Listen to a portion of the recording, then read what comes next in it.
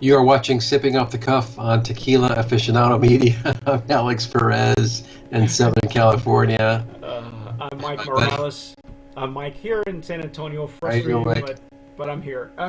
Hey, it's Hawaiian shirt weather, so what can I tell you? Been having some difficulties with the Well, technical stuff. yeah, but Good. that's okay. That's usually okay because we wanted to make sure that we did this properly because tonight, Alex, we are going to be tasting and dissecting Mr. Porfidio, Porfidio. Don Porfidio. Don Porfidio. Don Um, Porfidio. Now, this is a special iteration. This is an Agave Americana, agave spirit that Martin Grassel was actually kind enough to make it happen for us. Alex has interviewed Classic Martin bottle. in the past. Yes, and this is the classic, without the cactus on the inside, but it is the classic Porfidio bottle. This is an interesting varietal because Alex, this comes from India.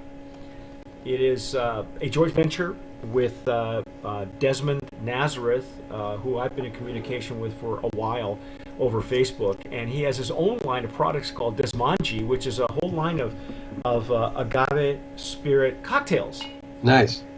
And so he and Martin kind of got together and came up with a what do they call it? Single estate, single. How do they term it? Single agave harvest, single harvest, and it is a Desmond Nazareth.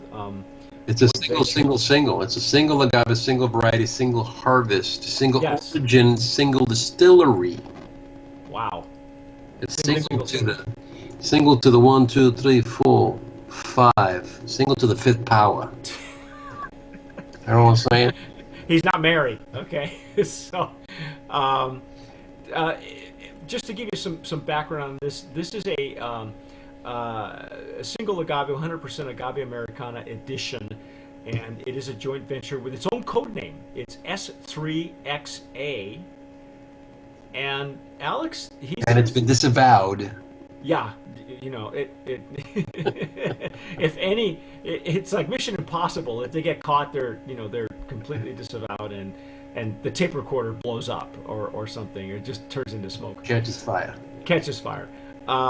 This is according to the press release that we have in front of us, the information. It is from the highlands of southern India in the Deccan Plateau. It's a delimited geographical area with a magnificent agave for our spirit flourish. And Alex, didn't you tell me this was transplanted from Mexico? I was reading, yeah, the press release. It's actually really interesting. So apparently, when the English Empire covered India, you had the Queen Victoria, had transplanted these agave Americanas from Mexico over to India to this area, and they used it for fencing, so the cows wouldn't get through or on or pass over the railway, and Right. and get killed. So, sorry. I mean, obviously, these animals are very sacred to the Indian peoples and respect. Right. Right. So it's actually pretty interesting. So they planted these agaves as fencing, and then it just multiplied and They take over. flourished. It says they procreated exuberantly throughout this area. So you've got probably thousands and thousands of these plants, and apparently they're making different things out of it. Well,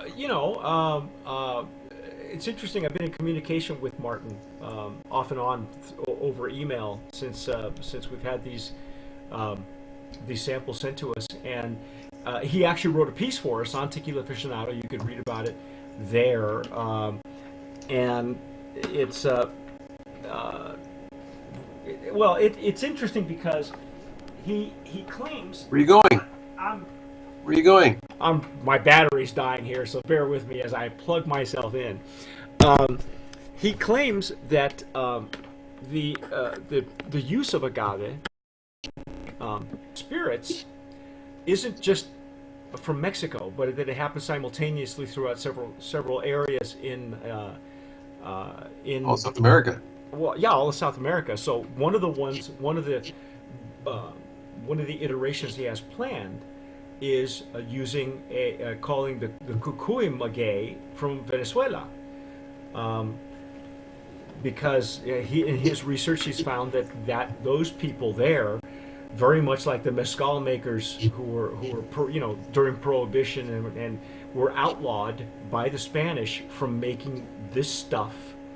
And so they took off to the hills and they just made basically moonshine, and now that's what we're seeking. He in his article for Tequila Aficionado, he made an argument that the average consumer now is bored with the cookie cutter flavor profiles for tequila, and they're looking for something more and more authentic. And so I think that's where these lines are coming from, where his thinking is. That's interesting. I personally think the world is just becoming smaller and smaller, and you're able to get anything. And we've tasted tequila, we've tasted mezcal, or everybody's venturing into mezcal. So they're looking for other exotic things they could taste. Yeah. So I think this fits right in. Sure. Yeah, and it comes from a guy who's had a long history with the in and outside of the tequila industry. And so anyway, we poured a couple of samples of this. I'm using the Stossel Jarrito. Alex is using the Glencairn Copita. Yeah, it's got some beautiful eggs. Yep. Tortillas. Now, when we tasted this off camera earlier, I noticed that there was some kind of yeast on the nose, and some prominent alcohol, and neither one of us had actually opened our bottle up until at the very moment that we started taping. So, but once it opens up for you, what I've noticed is that the yeast dissipated. At least it smells to me like yeast, and it does say in the process, Alex. I was looking. You and I were both looking at the press release off camera, and it does say that they. This is all being produced at the distillery where Desmond Nazareth produces his products in India, and they use traditional oven baking methods. So we're going to assume that it's a brick oven or mamposteria or that sort of thing, and it says it's bio-fermented. What does that mean? I don't know. I think that's where I believe that's probably where I'm getting the yeast, the initial yeast.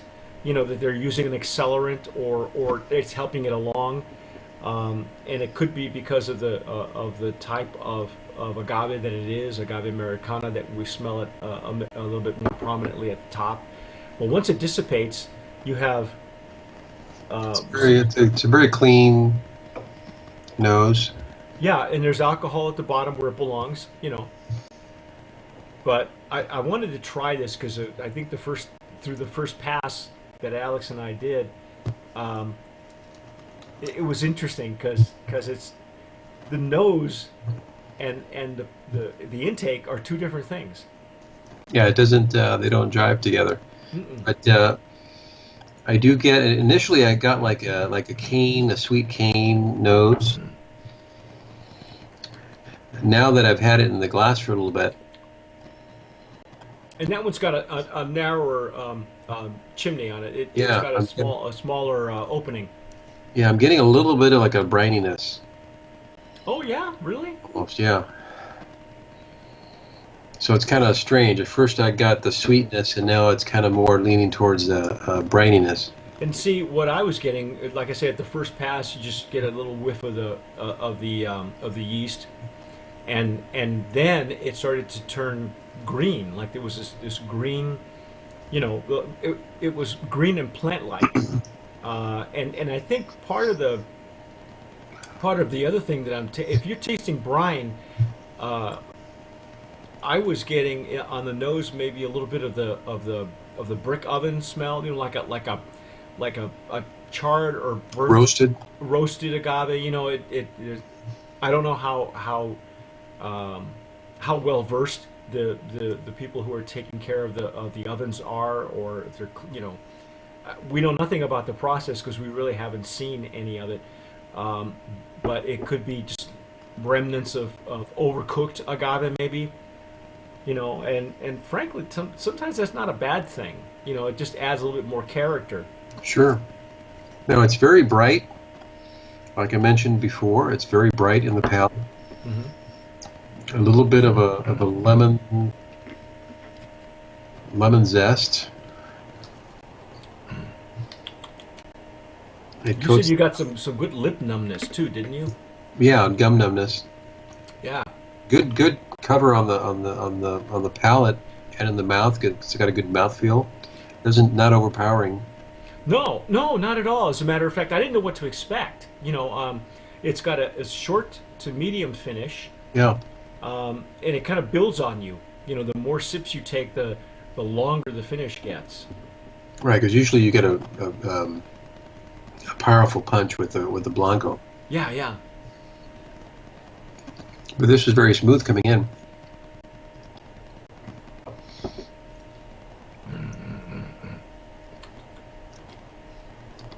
I'm almost getting like a mineral. That's what I was going to get at. We're not sure, what kind of water they're using. There's a lot of things that we're not sure of the process, or where they're getting their water from. It could be purified water, whatever. But the mineral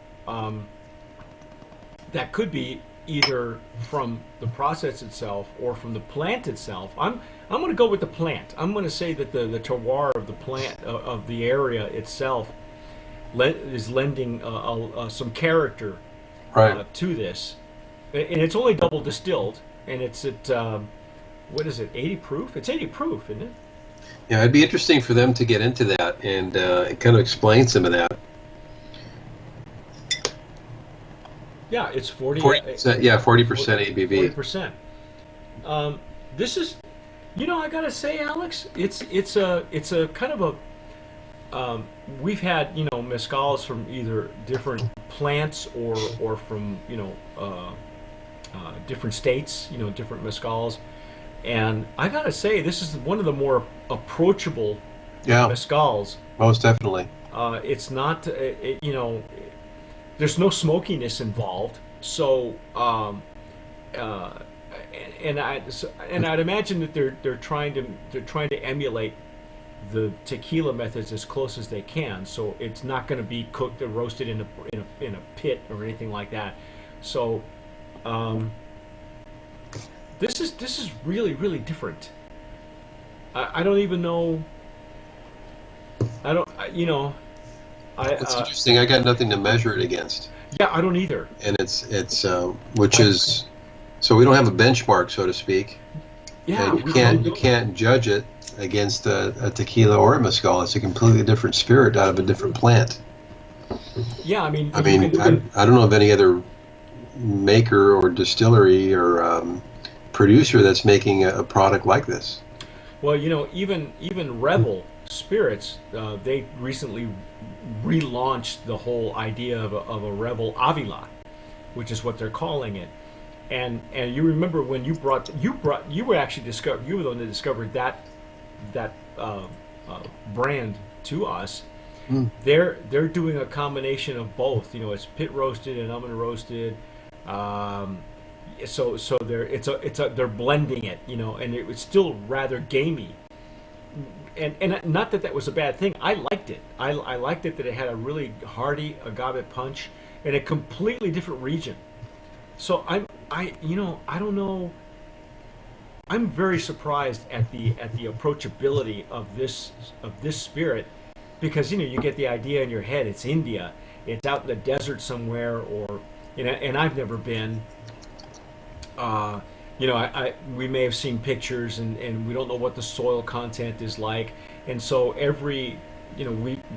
all of us have had enough of these to know that the where it's being grown, as well as how it's being produced, does add to the overall it does character. influence it, of course.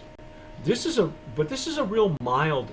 If I had to compare it to something, and I don't know about you, but we've recently acquired some Bacanoras, and I was surprised that the Bacanoras are a lot smokier, but I was surprised at how approachable the Bacanora was versus any mezcals that I've had that have been smoked or pit roasted, and so this, if I had to compare it to anything, I'd compare it to a Bacanora, and of course they use a whole different plant in Mexico, but wow, this is now cocktail wise, great in a Paloma, great in a Margarita. I mean, I think it's very mixable, don't you?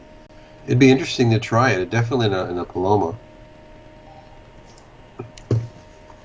and But it'd I be think, interesting to try it. But it's a very sippable Blanco.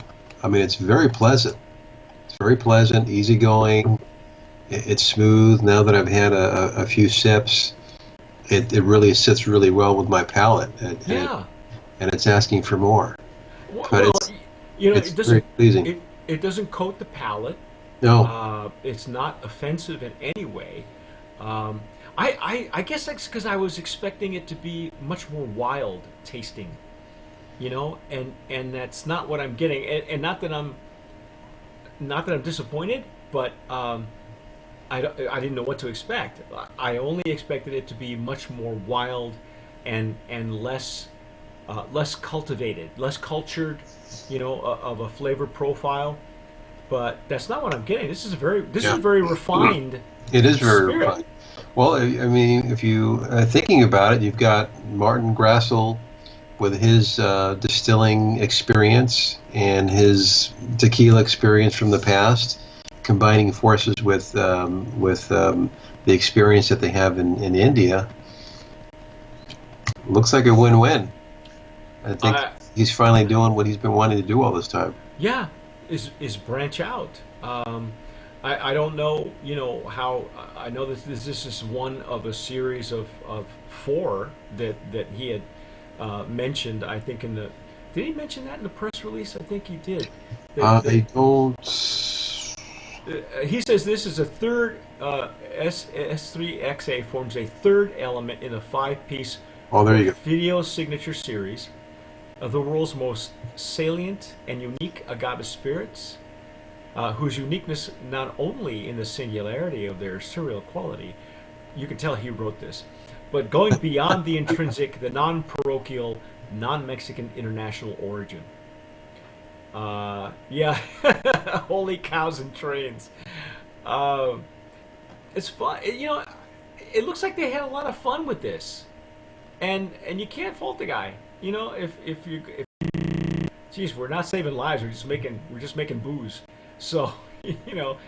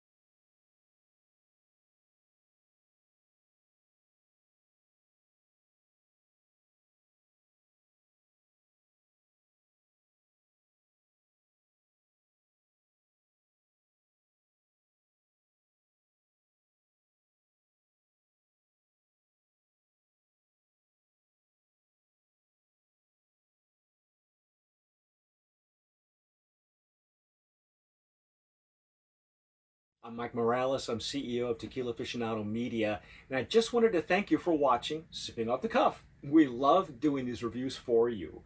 Now, if you're an Agave Spirits brand owner and you're watching this, there are three things that I'd like to talk to you about. Number one, if you'd like us to review your Agave Spirit on Sipping Off the Cuff, just send me an email, mike@tequilaaficionado.com. It won't cost you a dime, and I promise you'll get an honest review. Number two, if your brand has been nominated, past or present, as a brand of promise, we can help you promote your brand effectively and affordably over on the tequila PR side of things. Just email me, mike@tequilapr.com. And number three, if your brand has ever been a brand of promise nominee or a winner, you automatically qualify with us, or to go with us on our